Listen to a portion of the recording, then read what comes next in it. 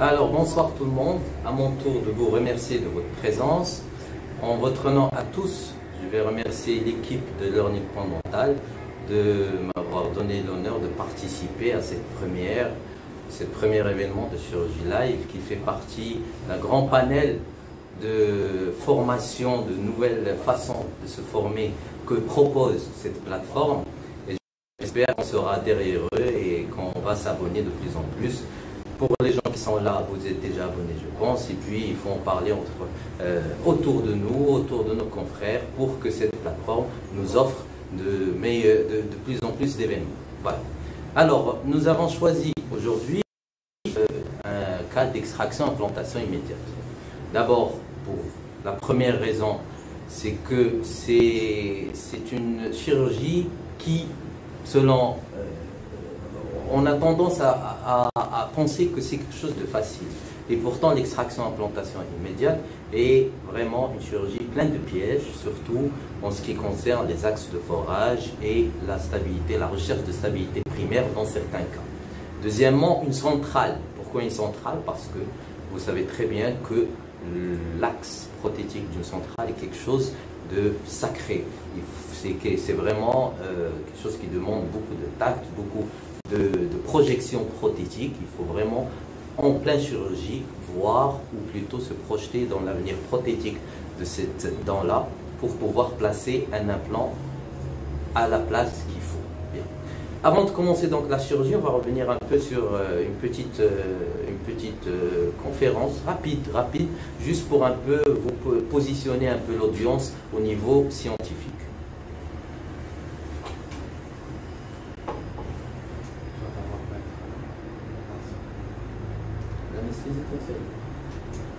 Alors, l'extraction immédiate.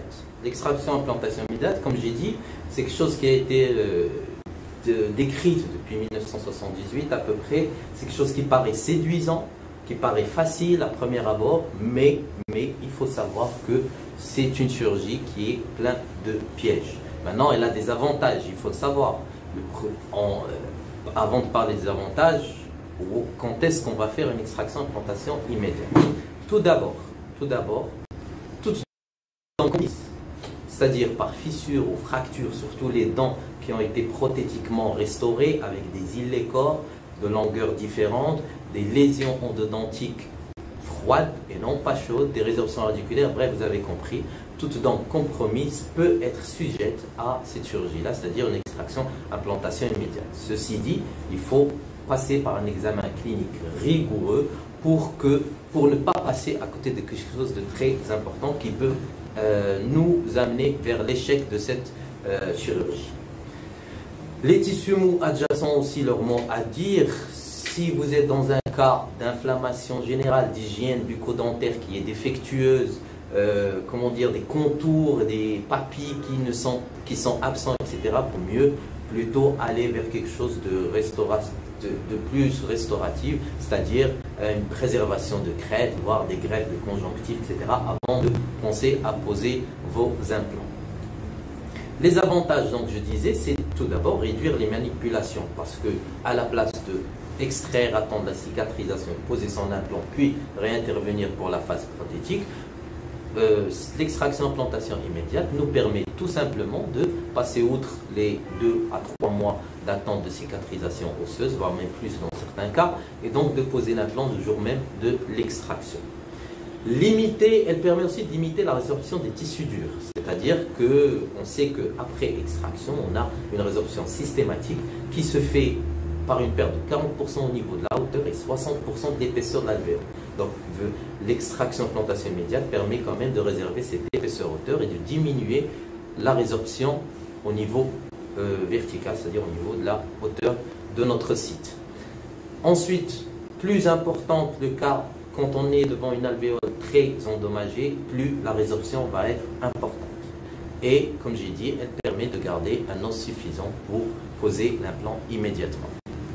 Autre avantage, c'est l'apport vasculaire au niveau de l'extraction, puisque on aura une ouverture d'espace médulaire par des chirurgies de tout ce qui est descendante, etc. Donc on a beaucoup d'apports sanguins et qui va permettre une meilleure cicatrisation. Vous savez tous que l'osséo-intégration, elle est définie tout d'abord d'abord par l'apport sanguin le jour même de l'extraction. C'est quelque chose de primordial. Le protocole chirurgical, lui, il est moins traumatisant puisqu'on ne réintervient pas, on fait tout en une intervention. Est-ce qu'on peut la simplifier par des guides aujourd'hui, par calibrage de la zone apicale, ou sinon d'une aide par des tréponds? On va voir tout ça au niveau de la chirurgie, on pourra en reparler, d'accord? Et elle permet aussi de réduire le temps de traitement. Bien. Quels sont les facteurs de réussite d'une extraction plantation immédiate? Tout d'abord, le volume osseux disponible, il doit être évolu. C'est-à-dire, quand on va enlever la racine, qu'est-ce qui va me rester comme volume osseux? Ensuite, l'intégrité de la table vestibulaire, et c'est quelque chose de très important. Et vous allez voir que le cas d'aujourd'hui, il est très intéressant à ce niveau-là. La hauteur de l'os présente au-delà des racines des dents à extraire, puisque cette hauteur-là, c'est elle qui va nous permettre finalement d'aller chercher cette stabilité primaire. D'accord? On préconise un minimum de 3 à 4 mm au-delà du fond de l'alvéole, c'est-à-dire au-delà de l'apex de la dent qu'on a enlevé pour pouvoir stabiliser notre implant. Parfois, dans certains cas, on peut le stabiliser par des parois latérales, c'est-à-dire quand on est devant des racines grêles et qui nous permet de poser un implant. Mais ce n'est pas toujours le cas.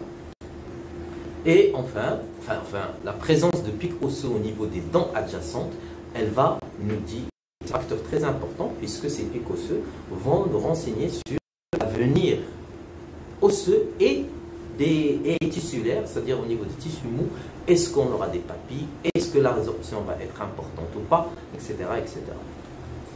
Donc, on va revenir sur une classification qui est très intéressante, c'est la classification des alvéoles qui a été établie par Eliane et qui nous donne 3 types d'alvéoles possibles pour extraction et plantation immédiate.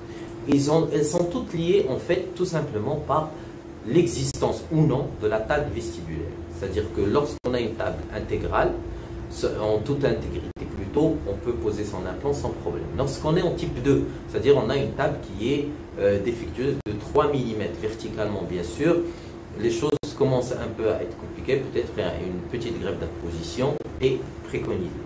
En type 3, lorsque ce défecte au niveau de la table vestibulaire est de plus de 5 mm, là la greffe osseuse est primordiale et après c'est une question tout simplement de compétence et de connaissance. Soit vous avez la possibilité de pouvoir greffer avec membrane, remettre tout le volume en place et stabiliser un implant, vous pouvez le faire, ou sinon vous faites tout simplement une préservation de crête et vous laissez les choses cicatriser tranquillement et vous revenez 3 à 6 mois après pour poser votre implant en toute sécurité. S'il vous plaît la régie, est-ce que quelqu'un peut me toucher le PC puisqu'il a été mis en veille? Merci. C'est pour voir mes diapos, je suis désolé. Voilà, on va revenir dans la peau. Donc, si tu es infection, oui, une extraction d'une dent, ça veut dire qu'il y a possibilité de fond infectieux, un granulome ou un abcès. C'est très simple. Lorsque on a une image radiologique qui est sans symptomatologie, il n'y a pas de contre-indication à extraire et implanter. Par contre, il faudra une bonne couverture antibiotique et surtout un curetage soigneux de la lésion avant même de chercher la stabilité initiale de l'implant au-delà de l'apex de la racine. C'est-à-dire qu'il faut forer au-delà de l'apex pour pouvoir ressortir un peu tout ce front-là après curetage. Bien. Plusieurs études ont démontré que finalement au niveau des succès, le ratio succès-échec de l'extraction-implantation immédiate n'est pas si loin que ça par rapport à une implantation dans un site cicatrisé. Ce qui veut dire tout simplement que lorsque les choses sont respectées, c'est-à-dire une alvéole bien propre, un implant bien stabilisé, avec dans l'axe qu'il faut, les choses en général se passent bien comme si on était sur un os cicatrisé tout simplement. Alors, 5 facteurs un peu décisionnels, majeurs pour poser ou pas lors de l'extraction. La première, les contre-indications générales de la chirurgie implantaire, je ne vais pas rentrer dans les détails, vous avez la suite, toutes les contre-indications majeures devant vous, et puis c'est quelque chose de connu et de reconnu. Ensuite, le positionnement 3D de notre implant, et ça c'est le plus difficile à respecter lors de l'extraction plantation immédiate parce que nous n'avons pas ces 4 parois osseuses qui nous permettent de bien visualiser où est-ce qu'on pose l'implant. Et donc finalement, on doit essayer d'imaginer la prothèse et imaginer où bien poser l'implant. Bien sûr, aujourd'hui, avec tout ce qui est chirurgie guidée, les choses sont de plus en plus simples. Reste la seule difficulté, c'est de stabiliser un implant dans très peu d'os, c'est-à-dire 3-4 mm apical, ou sinon, si on a de la chance, avec des parois latérales qui sont assez étroites pour pouvoir stabiliser au niveau mésodistal ou vestibulo-lingual. Bien, pour tout ce qui est positionnement de l'implant, c'est toujours les mêmes règles, c'est-à-dire votre implant, le col de votre implant doit être à 2 à 3 mm par rapport aux dents voisinantes. Ce n'est pas parce qu'on a un os qui est assez profond qu'il faut enfuir votre implant. Ça sera un échec prothétique, même si vous avez une bonne ostéo-intégrité. D'accord? Essayez de ne jamais vestibuler vos implants parce que toutes les positionnements vestibulaires dans une étude ont démontré que c'est 40% des échecs au niveau implantaire sont dus tout simplement à un positionnement trop vestibulaire de nos implants. La stabilité primaire, elle est à rechercher, 35 à 45 newtons, d'accord? En deçà de ça, vous avez un risque d'échec très important. L'intégrité de la table vestibulaire, donc, on en a parlé, il faut que cette table soit intègre ou sinon, il faut la reconstruire. C'est quelque chose de très important.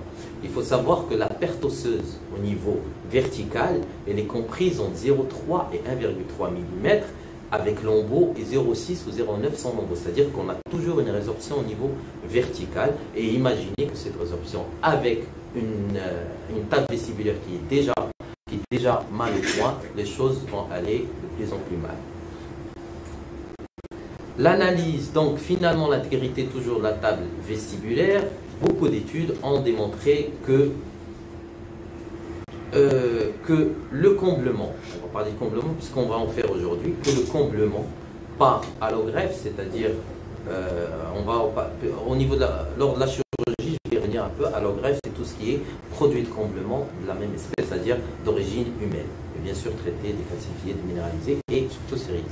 Bref, on va y revenir, mais sachez que le comblement permet de transporter le pourcentage de réussite vers quelque chose de beaucoup plus positif. Vous avez les études devant vous, vous pouvez les noter et puis y revenir un peu plus tard.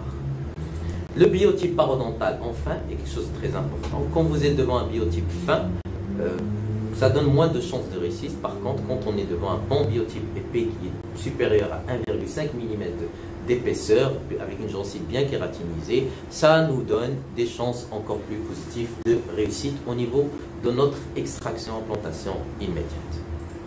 Alors, le protocole chirurgical, on va y revenir au niveau de la chirurgie, on va le passer rapidement. L'extraction de la dent doit être faite. Le plus important, c'est le curetage soigneux de l'alvéole après l'extraction, voir si votre table vestibulaire est intègre ou pas, s'il y a des fissures, s'il faut combler ou pas. Tout cela fait partie du diagnostic osseux rigoureux qu'il faut faire juste avant.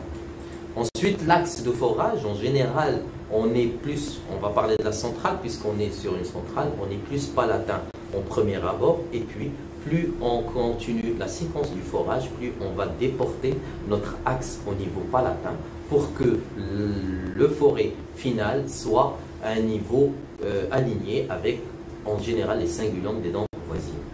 Bien. En ce qui concerne bien sûr le positionnement de l'implant final, comme j'ai dit tout à l'heure, 3 mm, 2 à 3 mm par rapport aux dents voisines, 2 à 3 mm au niveau apical, c'est-à-dire finalement c'est les mêmes règles que pour un positionnement au niveau d'un os cicatrisé. Toujours les mêmes règles puisque ce sont les règles qui permettent de bien positionner la future prothèse par rapport à ces dents-là. Avoir des papilles au niveau des dents adjacentes, c'est-à-dire au niveau des embrasures avec les dents adjacentes. Et donc, on respecte ces règles même en extraction, implantation immédiate. Bien, l'implant choisi et selon les analyses pré-implantaires et les données cliniques doit être adapté à la future prothèse et non pas adapté à l'alvéole. C'est-à-dire que lorsque vous avez peut-être parfois vous avez des grosses racines au niveau des centrales, on ne va pas chercher à poser des implants de 5-6 mm, c'est pas logique, d'accord? On reste sur du 3-5 à 4 mm et on essaie de stabiliser soit au niveau de la longueur, soit au niveau de latéral. Si ce n'est pas possible, il vaut mieux combler, préserver votre crête et revenir pour poser un implant en bonne et due forme.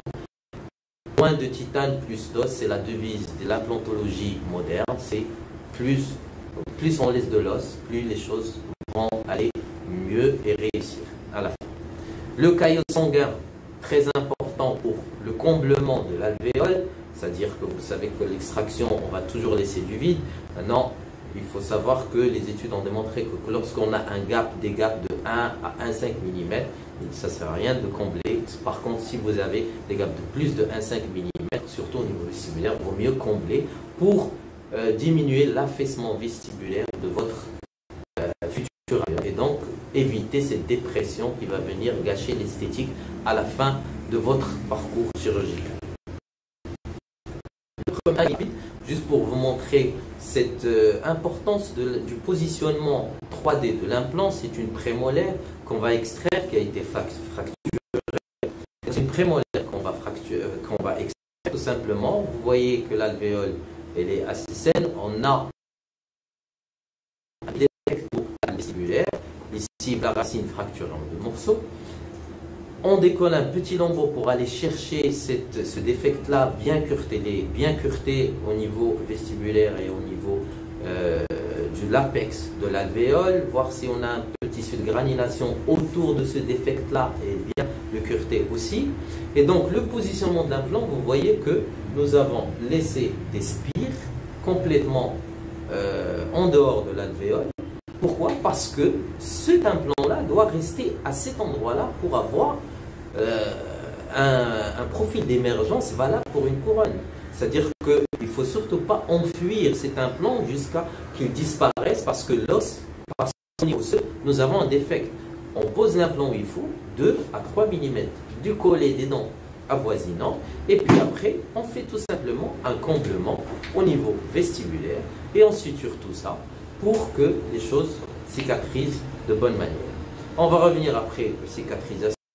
Du gal vestibulaire, finalement je n'ai pas de défait, on a un bon profil d'émergence, d'accord, vis de cicatrisation, on va prendre les empreintes tout simplement et pilier en place et vous voyez la couronne avec un très beau profil d'émergence que les dents avoisinantes sans même aller chercher des choses extraordinaires, c'est juste un complément qui a été fait avec de forage, mais l'essentiel c'est le positionnement de l'implant en premier abord et ensuite combler le osseux et non pas le concret. Bien. Autre cas, je pense que c'est un cas d'extraction plantation sur 3 dents. Vous voyez que les racines sont un peu éparpillées sur l'édentement. Il ne faut surtout pas suivre ces alvéoles-là, mais plutôt poser les implants là où il le faut par rapport à la future prothèse. Et ça, c'est un autre biais de l'extraction implantation immédiate, c'est qu'on trouve toujours facile d'aller poser là où il y a déjà un trou, c'est-à-dire dans l'alvéole que la dent extraite a laissé. C'est ce qu'il ne faut surtout pas faire à ce niveau-là. Donc, on cherche toujours un bon parallélisme au niveau de nos implants pour faciliter l'état prothétique. Et ensuite, on pose nos implants et on attend la cicatrisation, vis de cicatrisation, et on pose finalement le bridge définitif qui vient facilement se mettre en place si on a bien respecté nos axes implantaires, quelle que soit, je dis bien, quelle que soit la géographie osseuse qui est là après extraction, implantation immédiate. Il faut reconstruire l'os pour pouvoir poser l'implant là où il faut et non pas suivre cette géographie osseuse juste pour enfuir vos implants et après vous se débrouiller prothétiquement, vous posez des difficultés qui peuvent être très très facilement évitables. Le cas clinique du jour, donc la centrale, c'est la 21 qui est fracturée aussi. Donc notre patient perd très souvent cette centrale parce qu'elle a été fracturée. Au niveau des coupes, la panoramique nous permet de voir qu'il y a quand même une petite résorption osseuse, voire même une moyenne résorption osseuse au niveau des dents avoisinantes. D'accord? Au niveau des coupes du scanner, vous voyez que la table vestibulaire, elle est limite, voire même absente. D'accord? Donc, c'est un cas de type 3 des liens et il faudra venir combler et peut-être poser un un implant ou pas. Pourquoi je dis peut-être? Parce qu'il ne faut jamais être assurer le patient que l'implant va être posé. Il faut toujours extraire, voir ce que ça donne et refaire, si vous voulez, un diagnostic à chaud au niveau osseux pour savoir si vraiment l'alvéole s'apprête à poser un implant ou pas. Ça, c'est très important. Donc, petite planification, on va essayer bien sûr de poser un 3,5 10 ou 3,5 pouces, d'accord?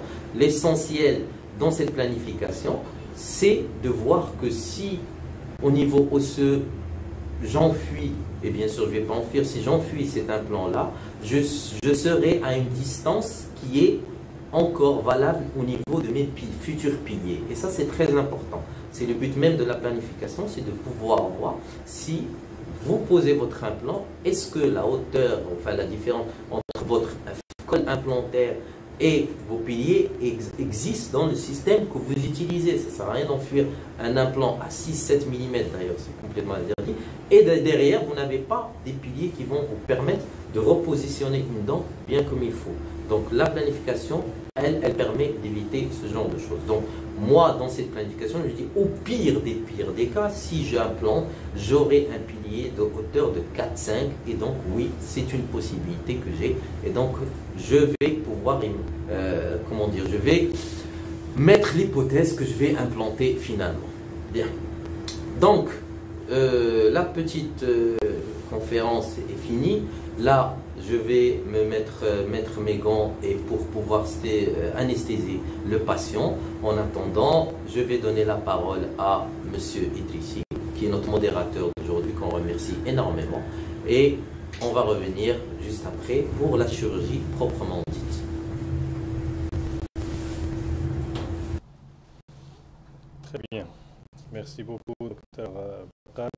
C'était très instructif. En attendant de commencer la chirurgie, deux petits mots sur la plateforme Learning.dental. C'est votre plateforme de formation continue dentaire qui vous propose des modules de formation continue sur plusieurs disciplines, implantologie, ortho, pédo, homéo, on en a pas mal, et la liste est amenée à grandir. Et donc c'est une plateforme qui vous permettra de vous former à tout moment, à votre rythme, où vous voulez, quand vous voulez, d'une manière très simple et très efficace. Donc dans chaque module, vous avez des vidéos de formation, des vidéos de cours, des vidéos de démonstration, des cas cliniques, et puis vous avez des quiz et des tests pour valider vos connaissances. Alors j'ai les premières questions. Quels matériaux utiliser pour les greffes d'apposition? C'est quelque chose, alors. J'attends le. Ok, c'est quelque chose qu'on va. C'est quelque chose dont on va parler lorsque je vais faire le comblement. Parce que, de toute façon, au niveau du marché, on va dire, vous avez 4 possibilités de comblement. Soit de l'autogreffe, c'est-à-dire l'os du patient lui-même, soit de l'allogreffe, c'est-à-dire un os de comblement qui est d'origine humaine, soit de la xénogreffe, c'est d'origine animale, ou soit des matériaux synthétiques, bêta-TCP, etc., etc. Aujourd'hui, on va utiliser du xénogreffe. D'accord? Pourquoi xénogreffe? Parce que je continue en même temps que je fais l'anesthésie. Là, je parle à la régie, puisqu'on a une régie derrière. Vous voyez bien que techniquement, la plateforme vraiment nous a offert plutôt vraiment un plateau technique très très intéressant et très impressionnant. Bien, donc en même temps que je fais là, je vais finir ma anesthésie, je vais finir ce dont on a parlé. Est-ce qu'on a la caméra sur la bouche du patient? Très bien. Alors, d'abord, on va vous montrer le premier cas. Donc, comme je disais tout à l'heure, vous voyez ici qu'on a un signe d'infection à ce niveau-là. D'accord? Je n'ai pas encore anesthésié. Je vais anesthésier. Après, on va faire notre petite exploration tranquillement. Donc, pour revenir au produit de comblement, aujourd'hui, on va mettre du xénogreffe, c'est-à-dire d'origine animale. Pourquoi? Alors, au niveau des produits du comblement, on cherche toujours 3 possibilités d'ostéo-stimulation. D'accord? On me demande de cadrer la caméra. Donc ici, c'est bon. Encore un peu, encore. Voilà. Parfait. Très bien, merci. Donc, on cherche 3 possibilités d'ostéostimulation. Tout d'abord, l'ostéogénèse. Ensuite, induction, et enfin, l'ostéoconduction. Sachez que l'ostéogénèse ne peut se faire qu'avec de l'autogreffe, c'est-à-dire l'os du patient lui-même. Soit vous allez chercher un comblement avec de l'os au niveau du ramus ou au niveau du, aspiration s'il vous plaît, ramus ou au niveau du menton. Parfois, la tuberosité même, elle peut parfois aider dans ce genre de situation. Là, s'il vous plaît. Très bien.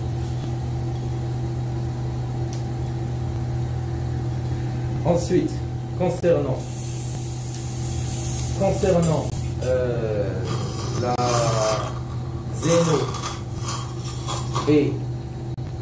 la xéno et l'allogreffe, on a de l'ostéo-induction surtout et de l'ostéoconduction aussi.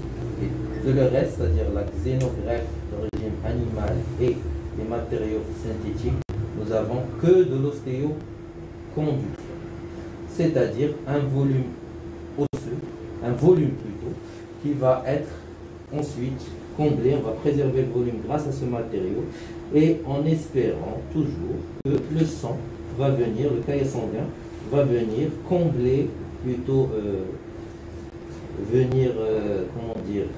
coloniser ce volume-là et nous donner un os néoformé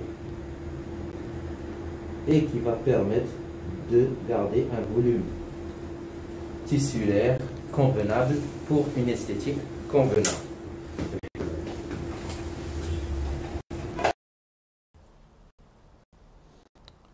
Docteur Bakal, j'ai une question de Dr Iman Ben Chalbiya.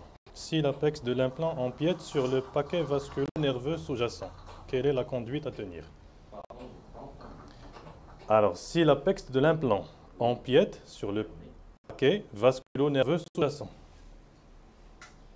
Je pense que c'est au niveau du scanner, c'est-à-dire que si l'épaisseur osseuse est tellement mince que vous allez tomber dans le paquet vasculo-nerveux rétro-incisal, qu'on appelle pas nasopalatin, c'est-à-dire que vous n'avez finalement pas assez d'os pour poser un implant là où il faut. Vous serez trop lingual.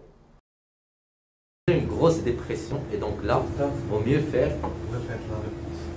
Ok, on me demande de répéter la réponse. Donc je disais, si l'épaisseur osseuse est tellement mince que pour poser un implant, vous allez tomber dans le paquet vasculaire rétro-incisif, c'est-à-dire le nasopalatin, finalement vous n'avez pas assez d'os pour poser. Et là, il faudra greffer, mettre l'os qu'il faut pour poser l'implant là où il faut, avant de pouvoir implanter. Donc préservation de greffe d'apposition, attendre la cicatrisation et reposer l'implant là où il faut.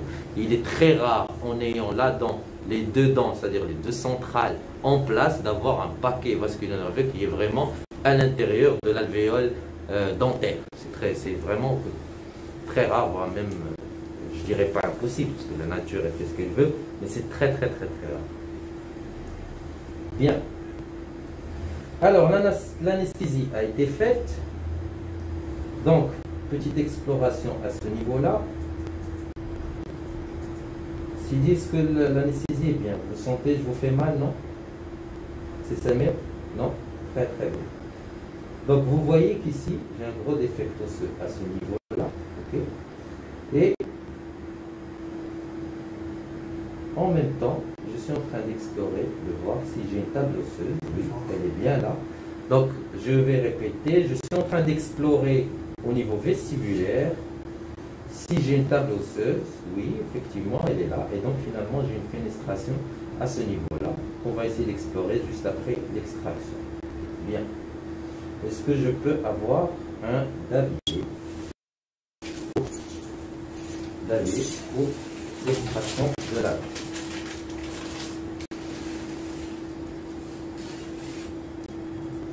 Petite syndesmotomie. Voilà, pour faciliter l'extraction.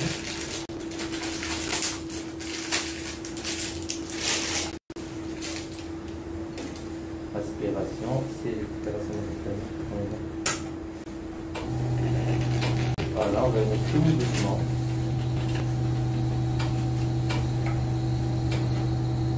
Alors, il faut être très doux au niveau de vos gestes lorsque vous faites une extraction implantation immédiate. Comme vous voyez là, je reçois déjà la couronne avec un tenant. Je vais placer ailleurs pour éviter de la contamination par rapport à mes futurs instruments avec lesquels je travaille mes implants. Bien. Est-ce que je peux avoir un élevateur, s'il vous plaît? Donc ici,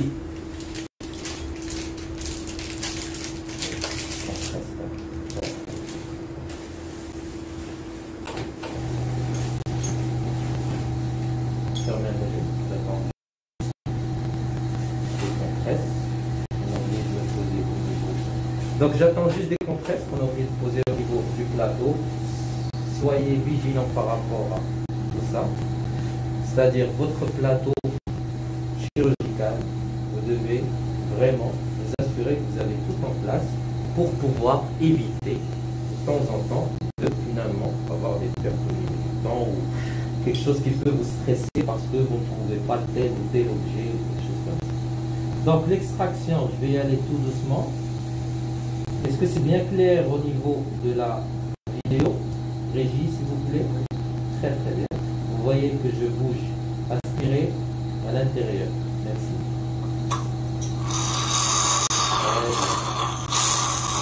Que je bouge tranquillement mes racines. Voilà, tout doucement. Pas de geste brusque, parce que même si au niveau du scanner, parfois, la table vestibulaire est tellement mince qu'on ne la voit pas au niveau du scanner, mais elle existe quand même. Donc soyez très vigilants lorsque vous faites vos extractions, essayez d'être le plus doux possible pour éviter de fracturer cette corticale vestibulaire qui est franchement garante d'un bon résultat finalement. Je dirais pas une bonne intégration parce qu'on voit beaucoup d'implants qui sont très bien intégrés mais qui sont très mal posés. Pourquoi? Parce que le positionnement 3D de l'implant n'a pas été respecté le premier jour, tout simplement. Donc vous voyez que j'y vais tout doucement, voilà, et j'extrais cette racine qui présente petite infection, petit granulome. On va voir, on va essayer de curter tout ça, d'accord, aspirer. Donc ici, voilà, j'ai une table vestibulaire et c'est très important pour moi, d'accord, très important, malgré la fissure qui est à ce niveau-là. Voilà. Donc, je récapitule, parce que ça c'est très important au niveau du diagnostic osseux pré-implanté. Très important. J'ai une table vestibulaire. J'ai une table vestibulaire à ce niveau. Voilà, je la touche et elle est bien là. Ensuite, j'ai un défect osseux qui est à ce niveau, mais finalement qui lutte contre de l'os à ce niveau. Donc, finalement, ça veut dire que j'ai une fissurisation au niveau tiers moyen. Ce qui veut dire que je peux m'en sortir avec une greffe osseuse, d'accord, mais en ayant bien curté et surtout bien comblé. On va voir tout à l'heure. Bien, le curtage peut commencer. Là, on va chercher le fond de la flex et sortir tout cela.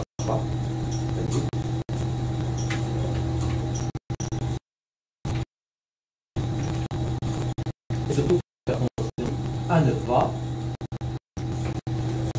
casser, finalement, casser la table tubulaire qui peut être si mince qu'on peut risquer de la casser. Voilà, très très bien. Ça c'est sûr. Ok. On peut rajouter un peu de chlorhexidine pour pouvoir s'assurer du bon curtage de notre alvéole. Est-ce que tout se passe bien au niveau de la régie? Excellent, on me dit que tout se passe bien. Si vous avez des questions, n'hésitez pas. De Monsieur Ala, il est là pour ça. Le modérateur d'aujourd'hui, il est là pour ça. Pour nous donner tout ce qu'il faut. Juste par curiosité, on est à combien?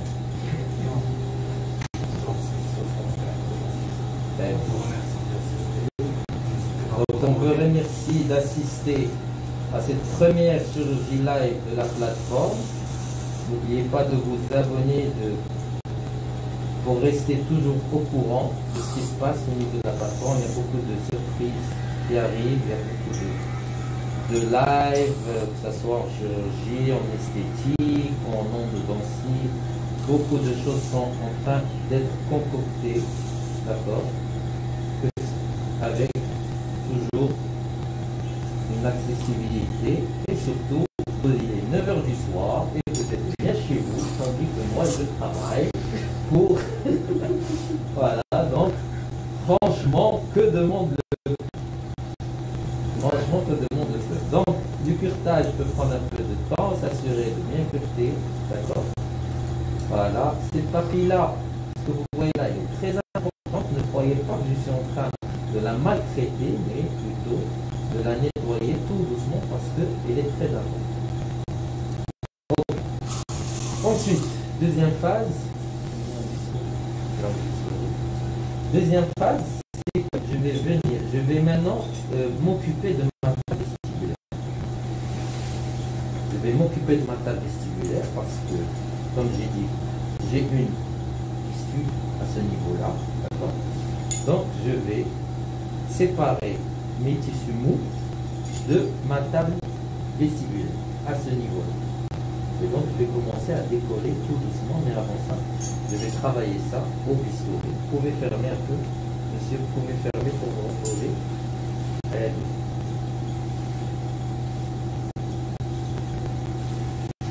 Ok, on reprend. Aspirer à l'intérieur. Voilà. Donc, avec mon bistouri, je vais venir chercher le contact osseux à ce niveau. Restez vraiment dans l'épaisseur et dégager les tissus mous, mais en profondeur. Hein. Dégager les tissus mous de ma table vestibulaire. Tout doucement. N'allez pas chercher profondément. Le but, c'est vraiment continuer notre soirée tranquillement. Bien. Maintenant, pour la membrane, on va venir et mesurer. Ici, j'ai 15 cm et pour au niveau de l'alvéole, c'est-à-dire l'embouchure de l'alvéole, j'ai à peu près 10 cm. C'est-à-dire 10 plus 15, 25. Il me faut une membrane d'au moins 30 mm de longueur. Donc, on va choisir la membrane de 30 sur 15. Sauf que c'est la bonne. Alors,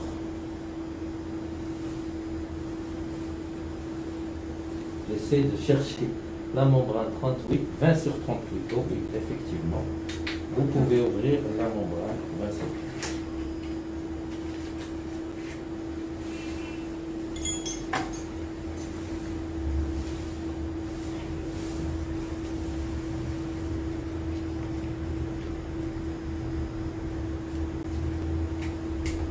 Petit débridement tessulaire à ce niveau-là pour enlever l'infection.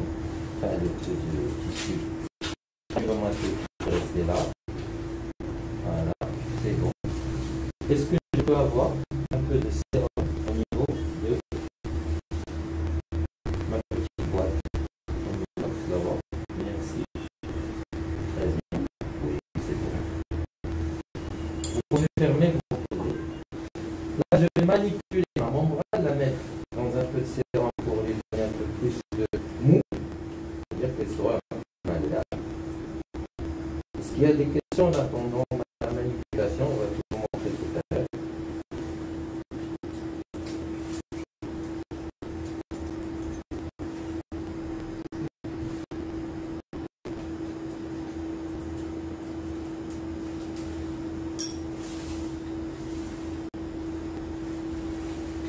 Alors, si vous avez des questions.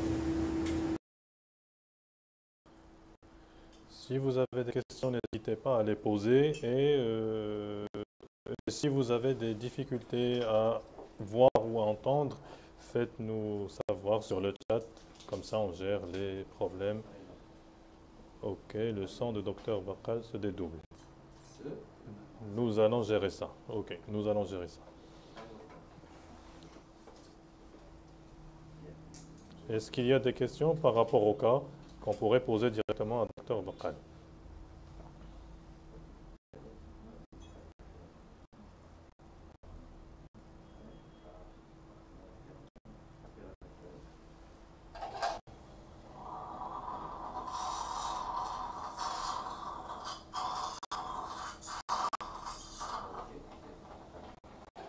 Alors,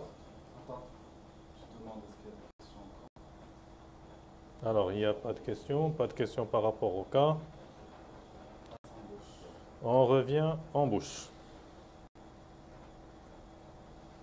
Même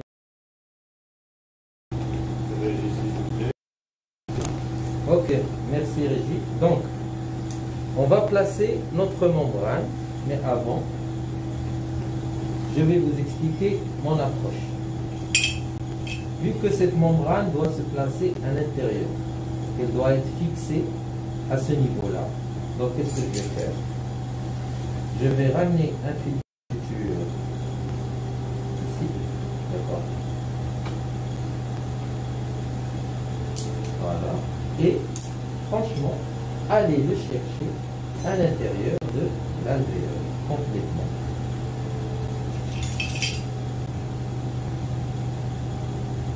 Ce qui peut prendre un peu de temps.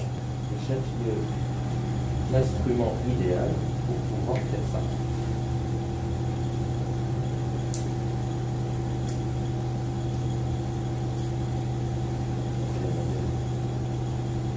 Donc, mon aiguille est à ce niveau-là, je vais aller la chercher au fond. Voilà.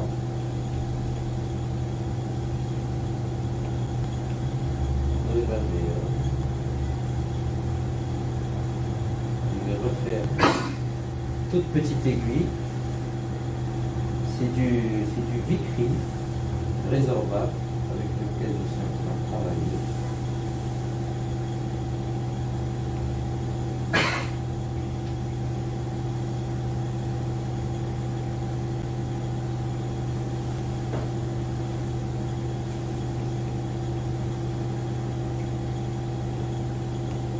Et comme j'ai dit, je vais aller chercher cette aiguille sous mon lambeau. C'est pas facile, mais c'est très important pour l'instant.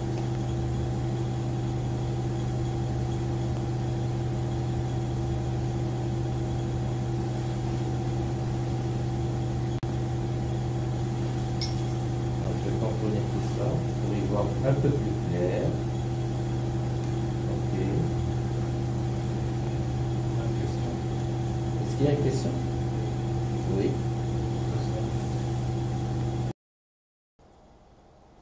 Alors, j'ai une question de Dr Meriem Tajawi.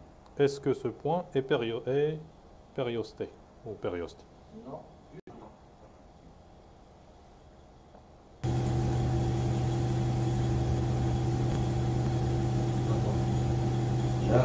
Alors, une question de Dr Meriem Tajawi. Ok.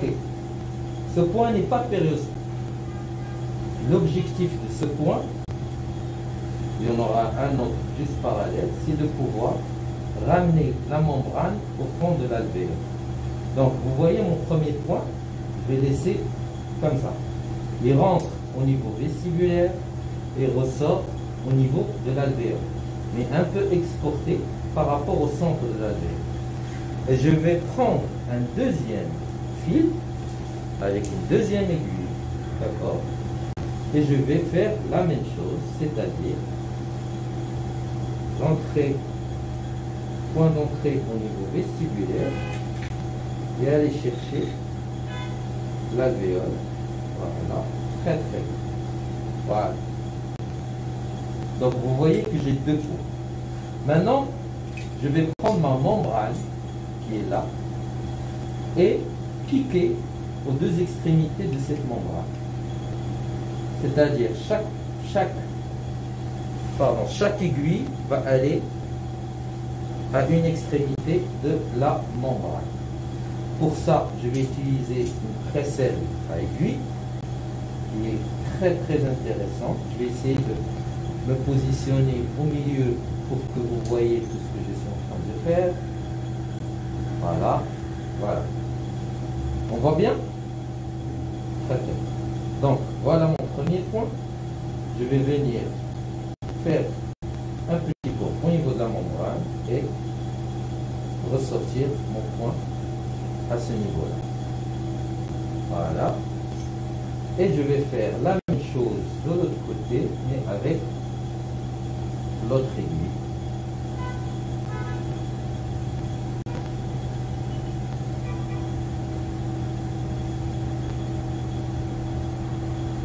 Voilà, je vais reprendre l'autre extrémité de ma membrane. J'essaie de laisser la membrane ici pour que vous voyez ce que je suis en train de faire. Voilà. Reprendre l'autre aiguille et piquer de l'autre côté.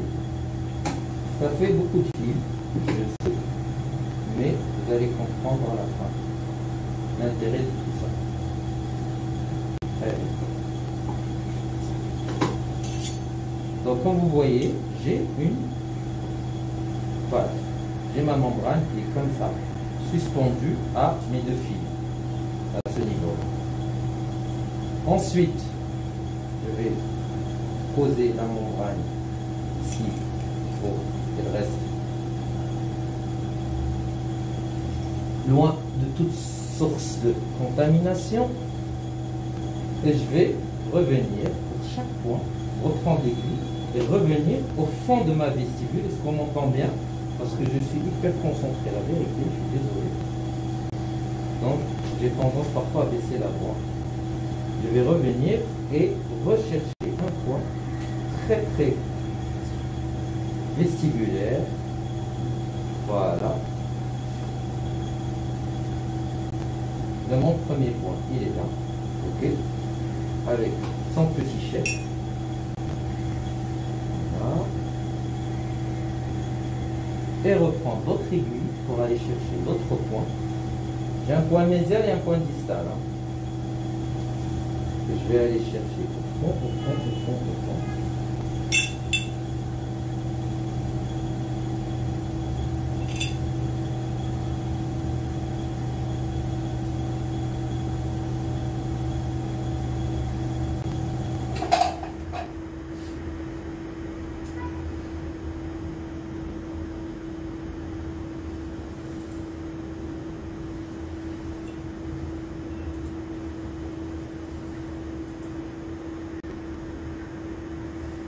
Donc on rentre de l'alvéole et on cherche le fond, vraiment le fond, aller chercher quelque chose de très loin.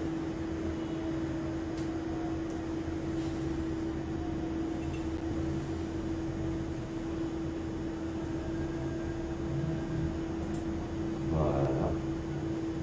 Très très bien, donc je ne bouge pas le niveau. Très bien, voilà. Ok.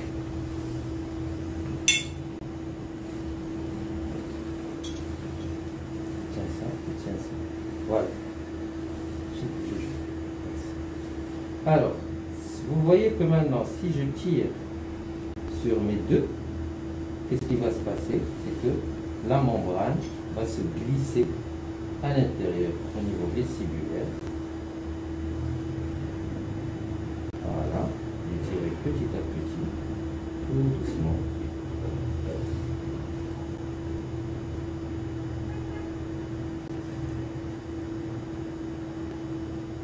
C'est ça l'objectif de mes 2 points. Même si je tire encore, voilà. Il faut y aller tout doucement.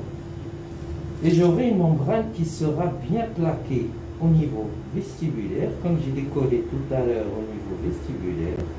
Je tire encore et vous voyez que ma membrane, elle se glisse tout doucement pour être fixée au fond de ma table vestibulaire.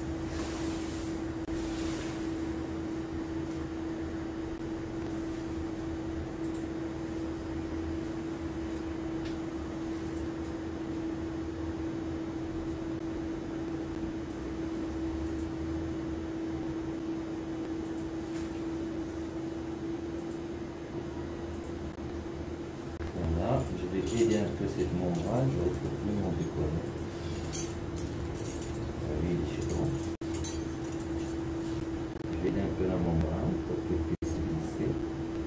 Très bien, juste arriver au point de suture. Ensuite, je vais mettre l'autre partie, c'est-à-dire le côté distal, jusqu'à qu'il arrive au point de suture. Encore une fois à gauche, une fois en médian, une fois en distal.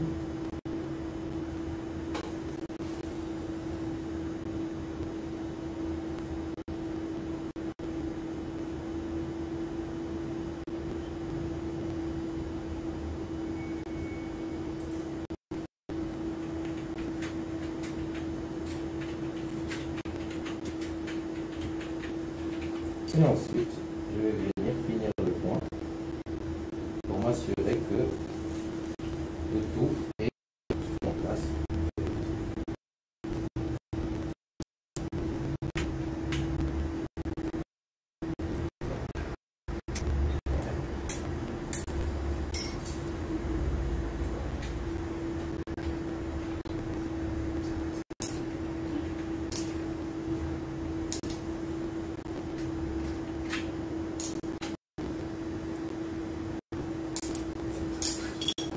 Bien, alors, la question, c'était pourquoi la membrane avant l'implant? Non, le PRF, oui. Alors le PRF, oui, mais en plus de la membrane de comblement. Pourquoi?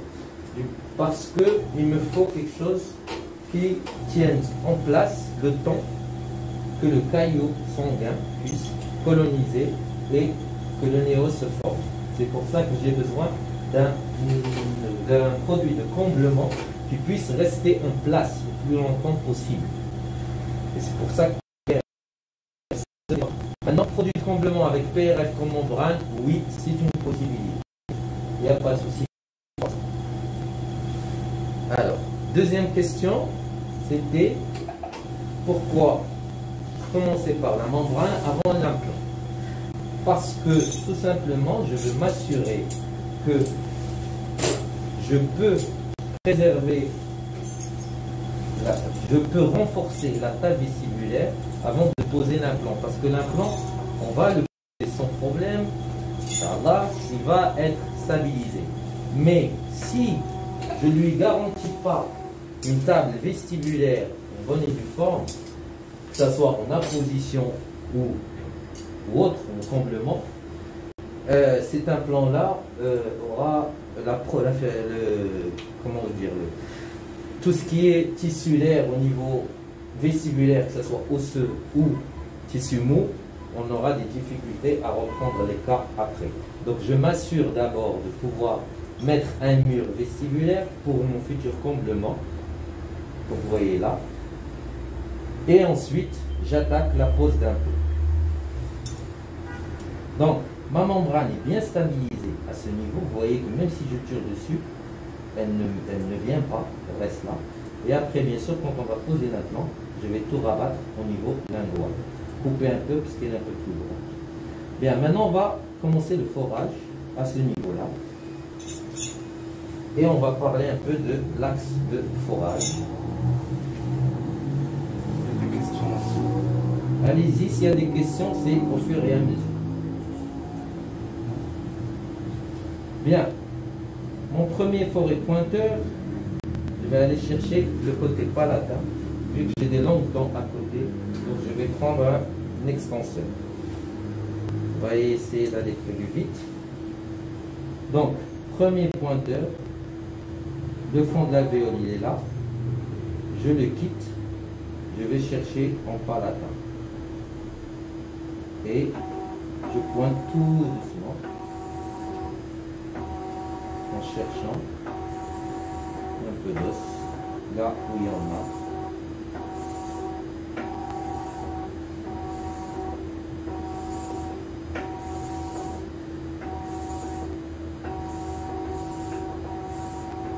Voilà, ma première encoche est faite. Je suis sûr qu'on va me poser la question par rapport à l'irrigation. Oui, je travaille sans irrigation. Je mets des petits coups et je veux récupérer tout l'os de forage pour le mélanger avec mon produit de comblement et avoir une pierre de coups. Donc, deuxième forêt pilote qui va aller chercher la première encoche. Et on y va tout doucement. Voilà. Et on cherche encore un peu plus de profondeur. Je suis encore sur un axe vestibulaire. Mais à partir du premier forêt, on va dire étagé, c'est-à-dire les forêts d'alésage, je vais commencer à changer d'axe. Je vise à poser un 3, 5, 10. Ça, c'est un forêt de 8. Donc là, j'ai intérêt à chercher mon axe final. Voilà, tout doucement.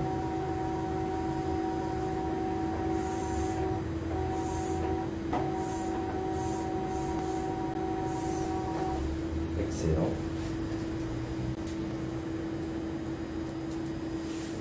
J'ai quand même de la résistance osseuse, donc je vais aller chercher vraiment le forêt final. Si j'étais devant un os un peu plus poreux, je me serais arrêté au forêt précédent pour la simple raison de chercher la meilleure stabilité possible.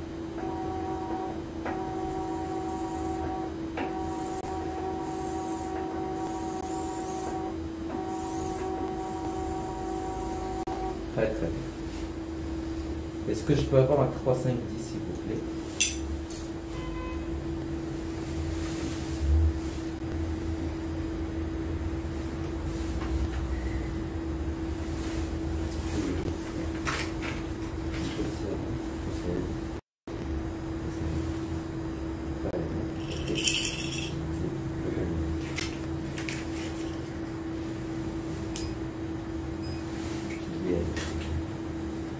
Ok, on va passer à la pose d'implant. Le curtage a déjà été fait tout à l'heure, je n'ai pas besoin de recurter, je ne veux surtout pas recurter. Quand tu veux, il y a une question. C'est comme vous voulez pour les questions, allez-y. Alors, une question de Soukaina Moujen. Comment jugez-vous la porosité de l'os?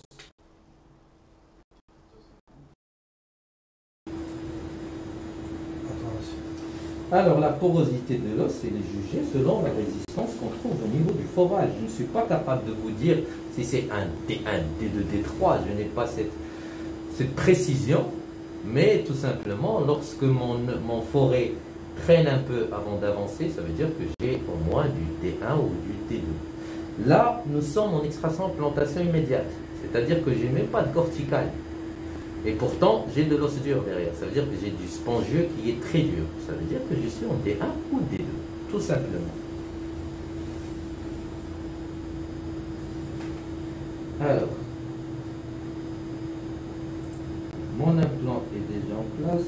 Je cherche à remettre l'axe qu'il faut. Je sens la résistance qui arrive. Et voilà. Je m'arrête, je suis déjà à 40 newtons et rien ne bouge.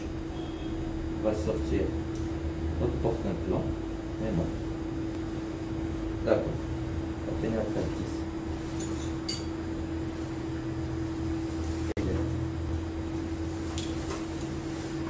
Donc un peu mal jugé mon l'os à ce niveau-là. Encore une fois, les aléas du direct. On va essayer de poser un implant plus gros.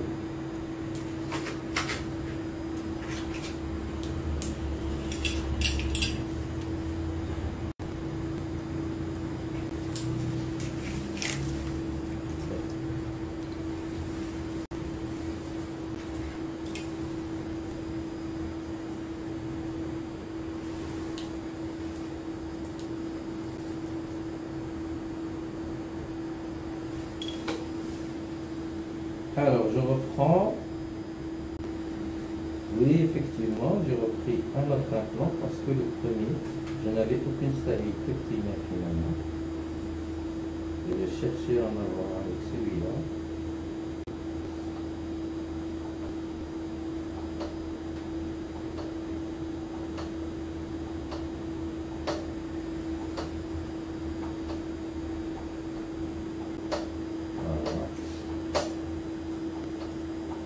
Et c'est bon.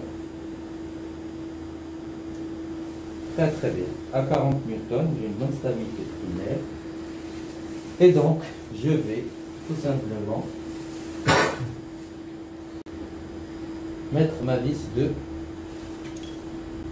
couverture au niveau de mon implant.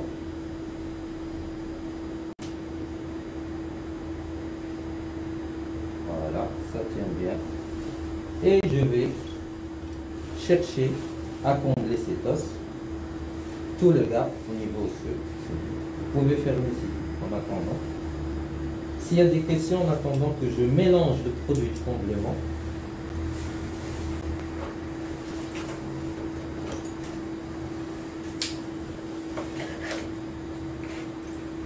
voilà. Alors je reprends ce schéma. Où est les choses?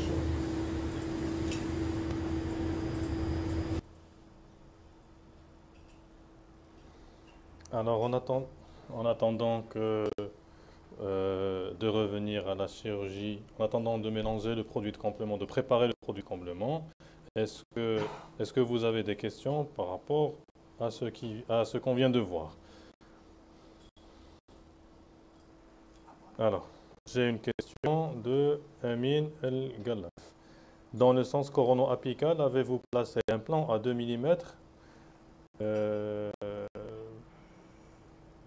de la jonction émaillement de la 11?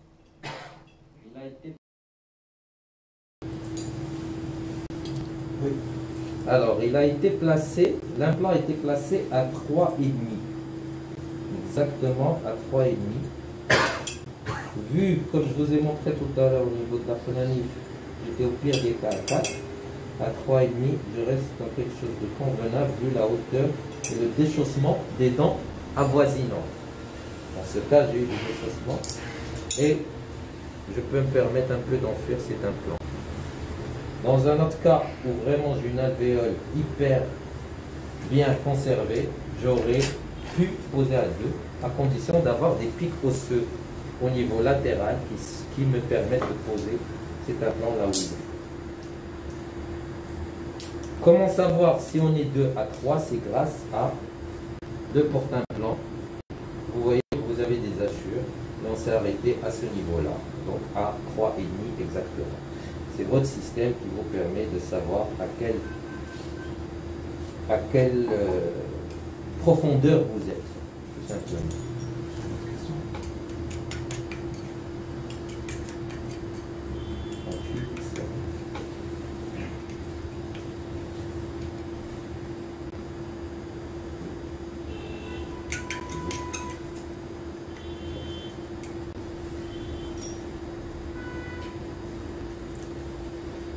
Bien, j'ai toujours la parole, Régie.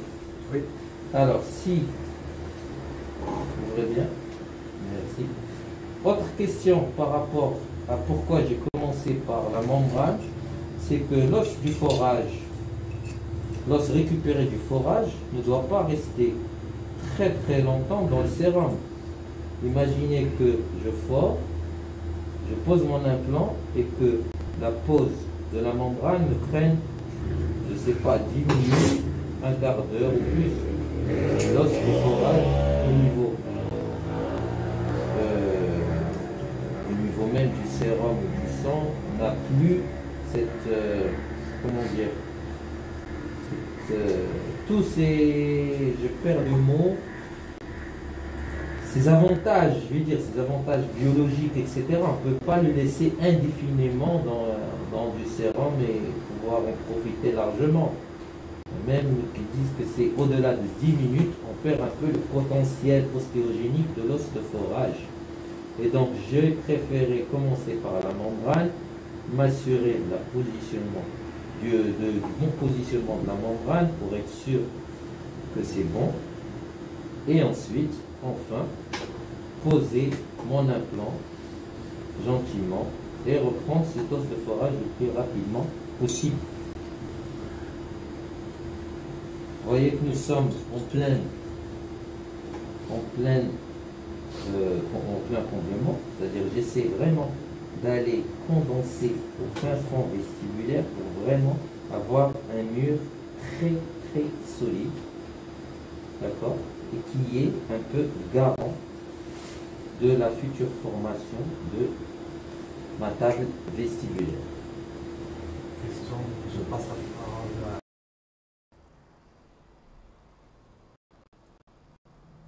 Alors, une autre question toujours de Amin El Gallaf. Est-ce que la ROG va permettre de reconstruire de l'os dans le sens vertical?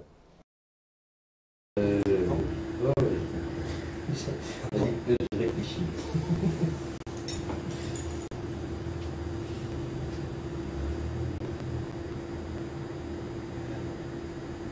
C'est bon, je peux répondre? Oui, oui.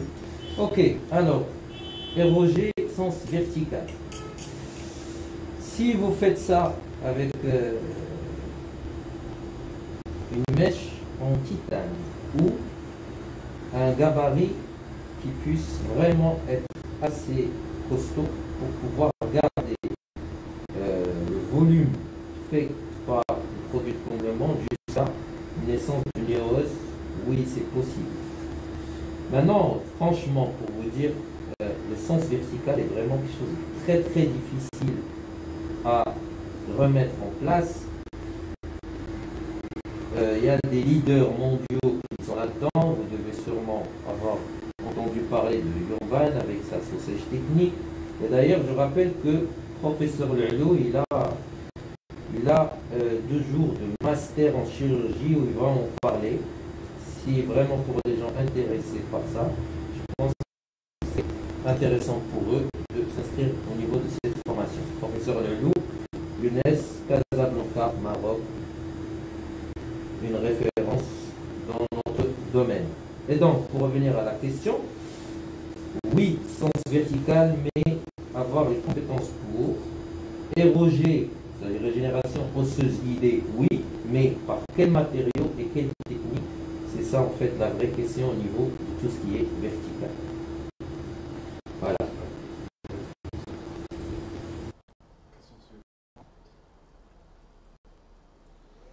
Alors, une autre question de Wafa Bouslama. Est-ce que c'est possible de savoir le système que vous utilisez?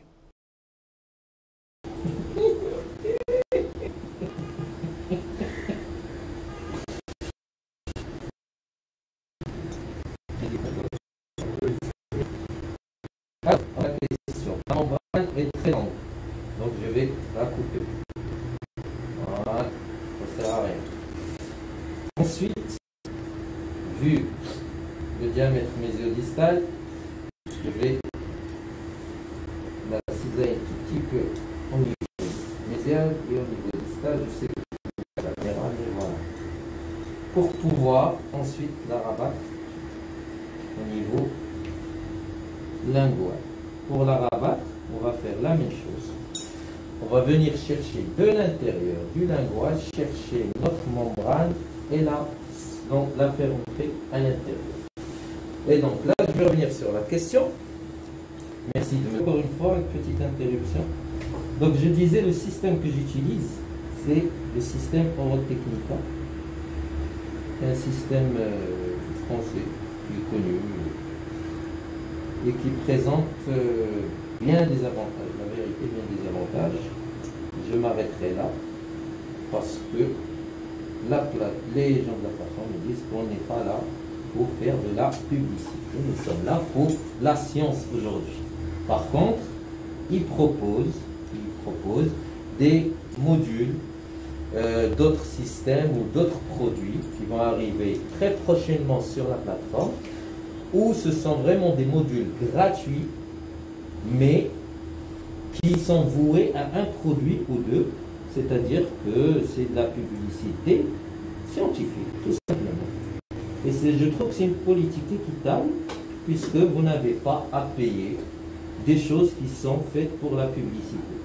Par contre, lorsque un module est complètement scientifique, une contribution est demandée pour l'effort de l'équipe et du format. Voilà. Est-ce qu'il y a une autre question? Comme vous voyez, je suis en train de suturer ma membrane au niveau lingual et après je vais enlever tous les excès facilement. La parole au modérateur. Bien, alors j'ai deux autres questions. Alors, je commence par la première, Myriam Atiri. Quelles sont les indications d'un forage sans irrigation? Je donne aussi la deuxième, comme ça on fait vite. Est-ce que celui que vous avez posé est le Naturactis? La parole est au médecin. La première question, pardon,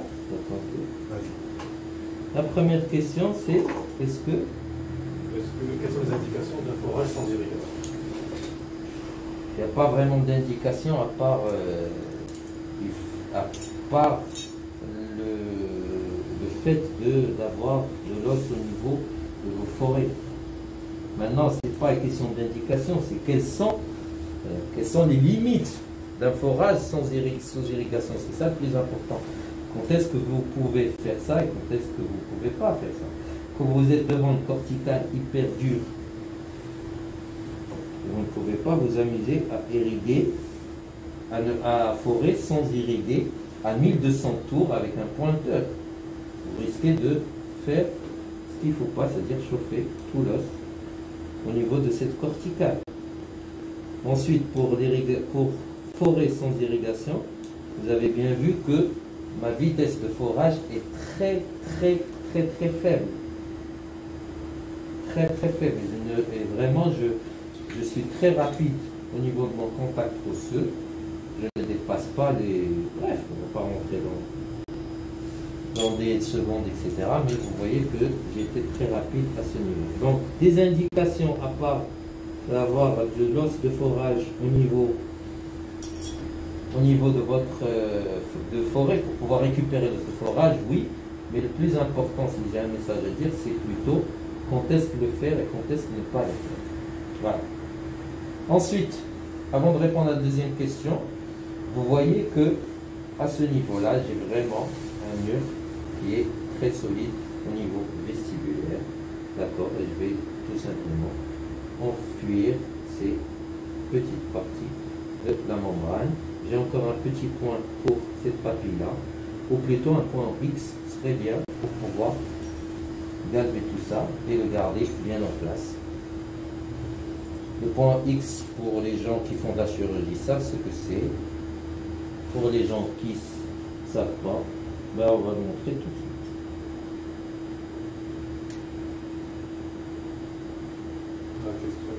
Alors, la deuxième question, oui, c'est un Naturactis. Et vous ne me demandez pas à combien vous l'achetez. Parce que c'est la seule question qui reste par rapport au système. Je ne répondrai point. Y a-t-il d'autres questions CLA? Puisque là, j'ai fini. Alors, au niveau de... je peux parler, Régis? Oui. Au niveau de la temporisation, nous avons concocté une gouttière sur laquelle nous allons glisser notre incisive centrale, tout simplement. Vous allez voir ça, ça prend 2 secondes. Une question. Vas-y.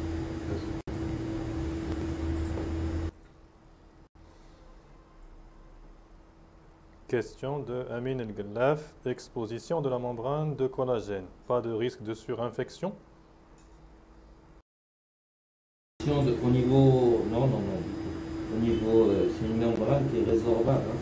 C'est pas la même chose que les membranes en titane.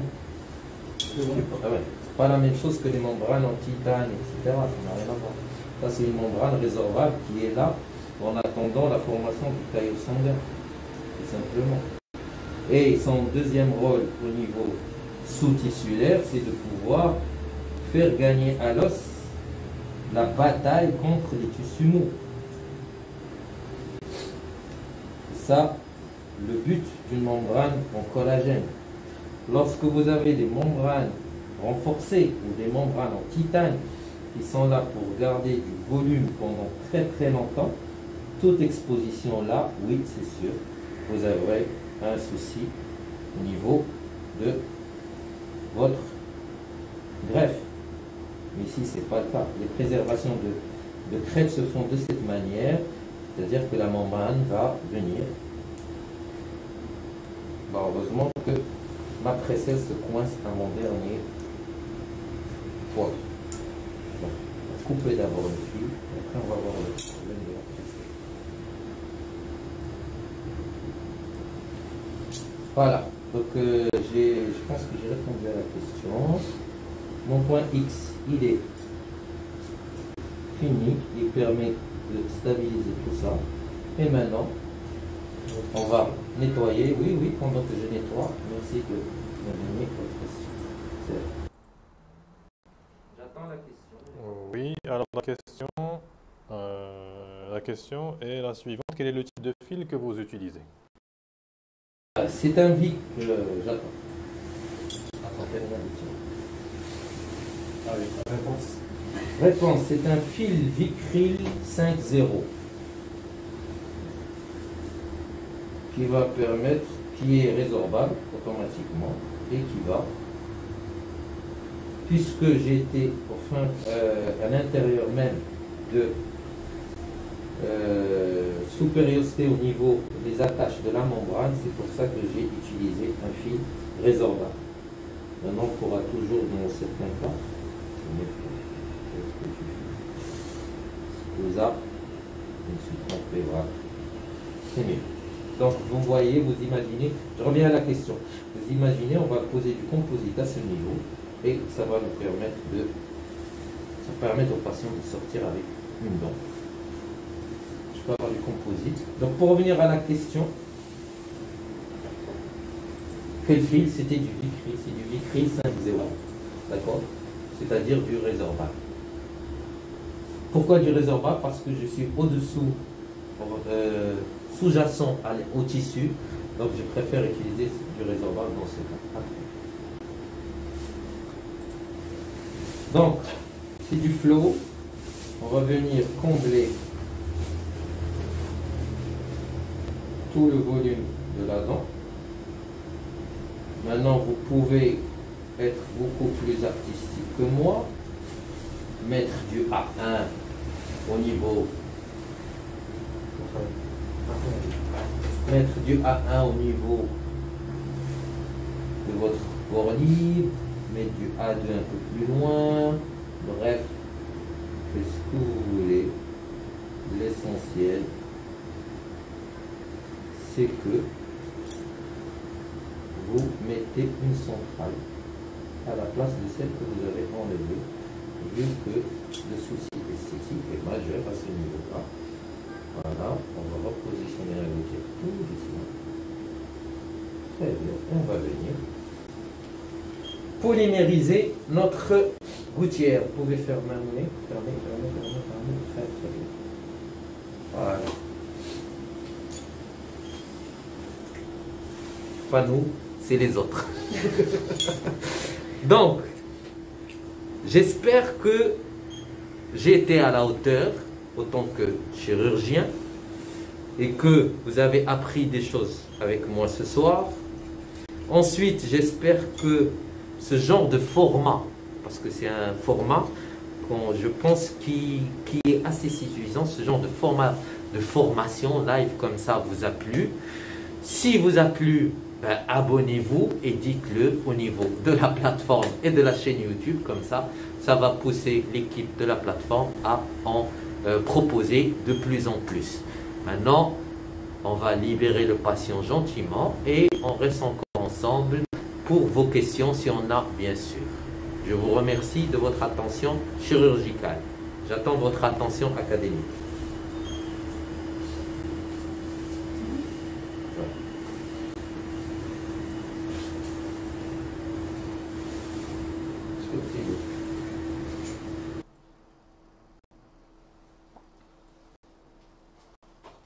Merci beaucoup, docteur Baqqal. C'était très intéressant, c'était très bien même. Au-delà des petits soucis de connexion, nous avons bien vu ce que vous avez fait. Nous avons appris beaucoup de choses. J'ai docteur Soumia Amol qui nous dit que c'est toujours un plaisir de vous écouter. J'ai des remerciements. Donc si vous avez encore des questions, n'hésitez pas à les poser. Nous sommes encore là. Merci beaucoup, docteur. Donc, on vous remercie, docteur Baqqal. C'est gentil.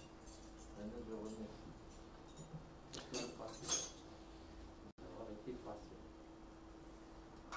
Encore une fois, je vous invite à vous abonner à la chaîne, à vous inscrire sur la plateforme.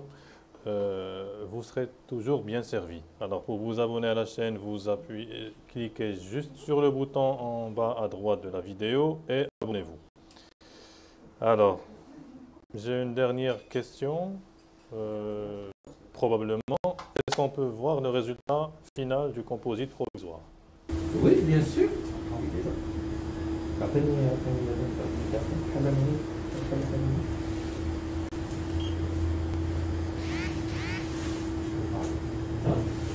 Ok, c'est bon.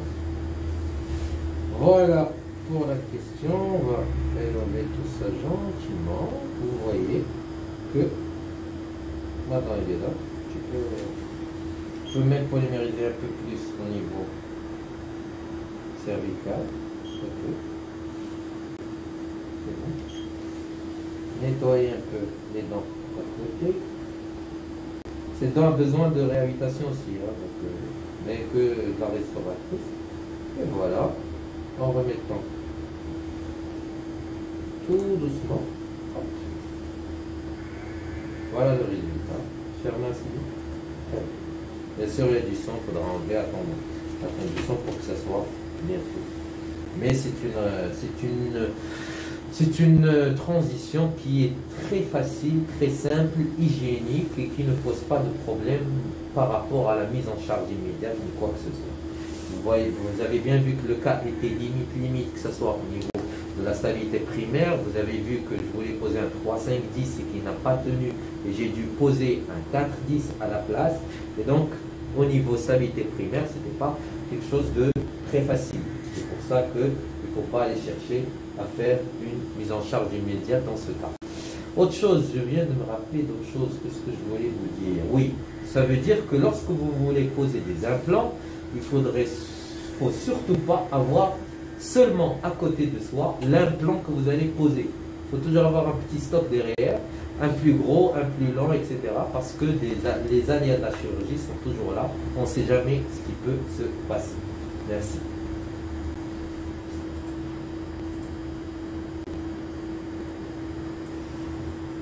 Très bien. Donc, merci beaucoup, docteur Baqqal, pour cette intervention, pour cette chirurgie et pour toutes les réponses que vous avez données aux participants. J'ai des remerciements, j'ai beaucoup de remerciements. Alors, on va rajouter une dernière question. Combien de temps après pour voir le patient? Ok. C'est bon, Régie? Alors, combien de temps pour voir le patient? Pour voir le patient, ça dépend pourquoi. Je suis en fil résorbable, donc je n'ai pas à le voir pour enlever des fils. Par contre, je vais le revoir d'ici une semaine déjà pour renettoyer, voir au niveau de la provisoire. Si je peux améliorer sa provisoire, c'est-à-dire passer en bridge collé. c'est mieux pour ce genre de situation, pour qu'il n'ait pas à porter cette gouttière longtemps. Ensuite, il faudra le revoir 1 mois après, à 3 mois, et voir l'évolution de l'os autour de votre implant. Ça sera des radios à chaque visite des radios. Et ces radios vont vous permettre de voir au niveau des trabéculations, au niveau de la calcification, minéralisation autour de l'implant, si les choses se passent bien. D'ailleurs, je pense qu'on va prendre une radio et vous la montrer tout de suite au niveau de la régie. On va s'en occuper tout de suite.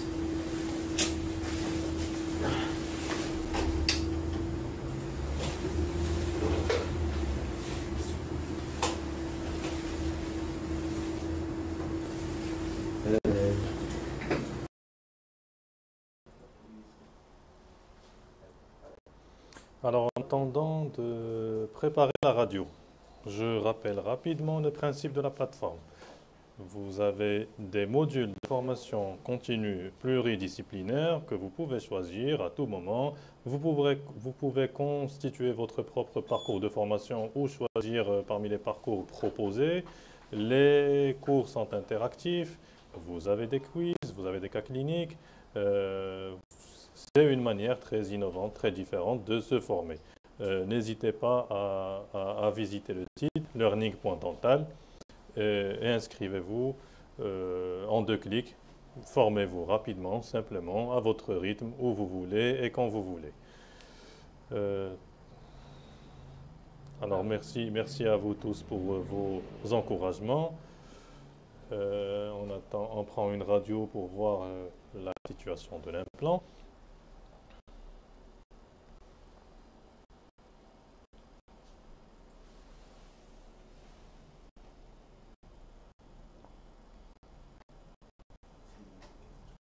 S'il y a des questions encore, n'hésitez pas, nous avons encore un petit moment.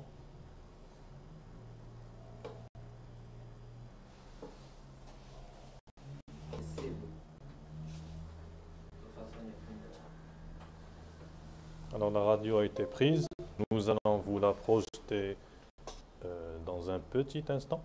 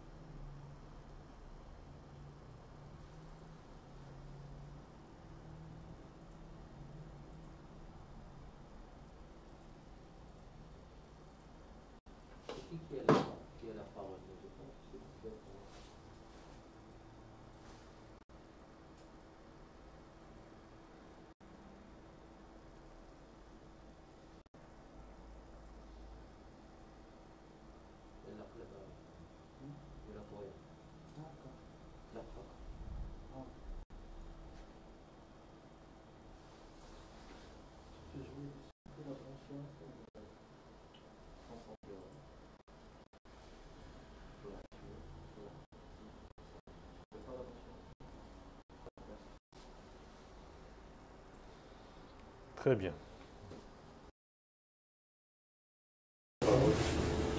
Très bien, donc comme vous voyez, ok, j'attends.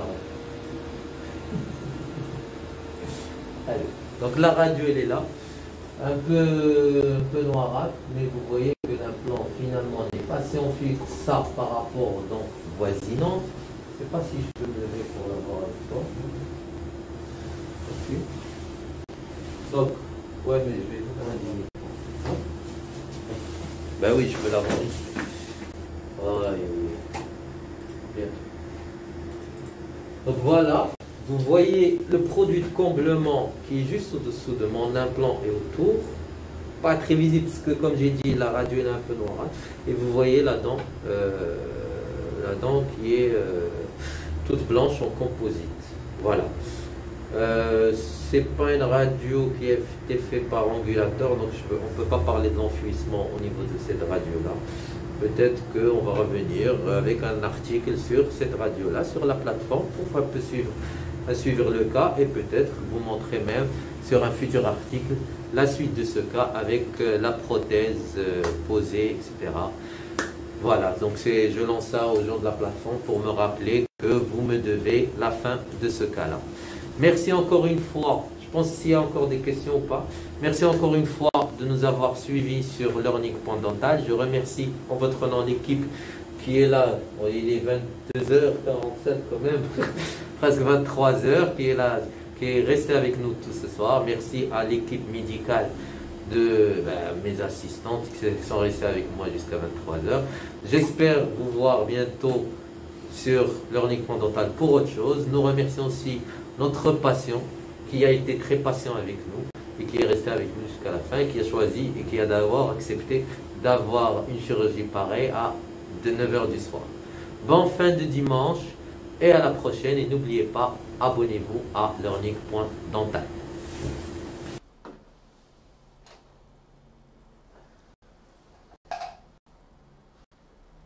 Merci Dr Bakan, merci à tous les participants, ça a été un vrai plaisir et à la prochaine, au prochain événement.